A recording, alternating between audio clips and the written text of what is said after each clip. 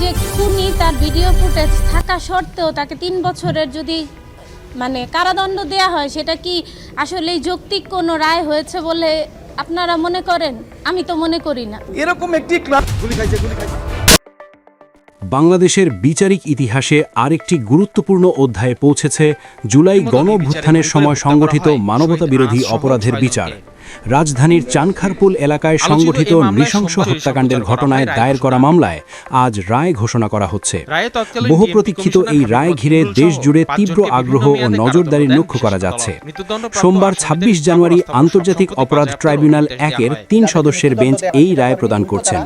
বেঞ্চের নেতৃত্বে রয়েছেন বিচারপতি মোহাম্মদ গোলাম মর্তুজা মজুমদার। অপর 2 সদস্য হলেন বিচারপতি মোহাম্মদ শফিউল আলম মাহমুদ এবং বিচারক মোহাম্মদ মুহিতুল হক এনাম চৌধুরী। এই মামলায় ঢাকা মহানগর পুলিশের সাবেক কমিশনার হাবিবুর রহমান সহ মোট 8 জনকে আসামি করা হয়েছে। এর মধ্যে 4 জন পলাতক এবং 4 জন বর্তমানে কারাগারে রয়েছেন। মামলাটি দায়ের করা হয় জুলাই গণঅভ্যুত্থানের সময় রাজধানীতে সংগঠিত একাধিক হত্যাকাণ্ডের ঘটনায়। ২০২৪ সালের 5ই আগস্ট চানখারপুল এলাকায় পুলিশি গুলিতে শহীদ হন শাহরিয়ার খান আনাস, শেখ মাহদি হাসান জুনায়েদ, মোহাম্মদ ইয়াকুব, মোহাম্মদ রাকিব হাওলাদার, মোহাম্মদ ইসমামুল হক এবং মানিক মিয়া শাহরিক। এই হত্যাকাণ্ডগুলো দেশব্যাপী আন্দোলন ও ক্ষোভের আগুন আরও তীব্র করে তোলে। মামলার 4 পলাতক আসামি হলেন ডিএমপির সাবেক কমিশনার হাবিবুর রহমান, সাবেক যুগ্ম কমিশনার সুদীপ কুমার চক্রবর্তী, রমরা অঞ্চলের সাবেক অতিরিক্ত উপকমিশনার শাহ আলম মোহাম্মদ আখতারুল ইসলাম এবং সাবেক অ্যাসিস্ট্যান্ট কমিশনার মোহাম্মদ ইমরুল। অপর 4 আসামি গ্রেপ্তার হয়ে বর্তমানে কারাগারে রয়েছেন।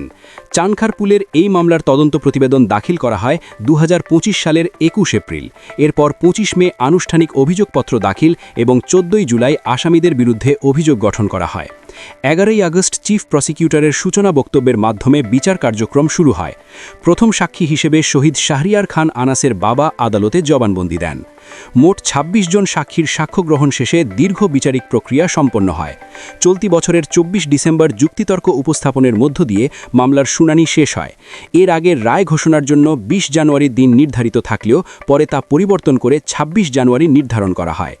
উল্লেখ্য, একই ঘটনায় দায়ের করা আরেকটি মামলায় ২০২৫ সালের 17 নভেম্বর রায় ঘোষণা করা হয়েছিল।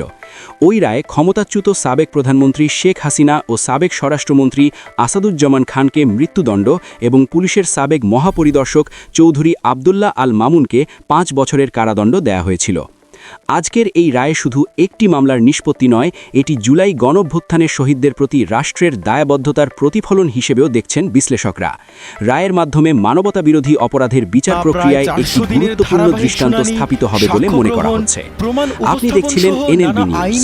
সাথে থাকার জন্য ধন্যবাদ। পরবর্তী আপডেট জানতে এখনই সাবস্ক্রাইব করুন আমাদের চ্যানেল। ধন্যবাদ।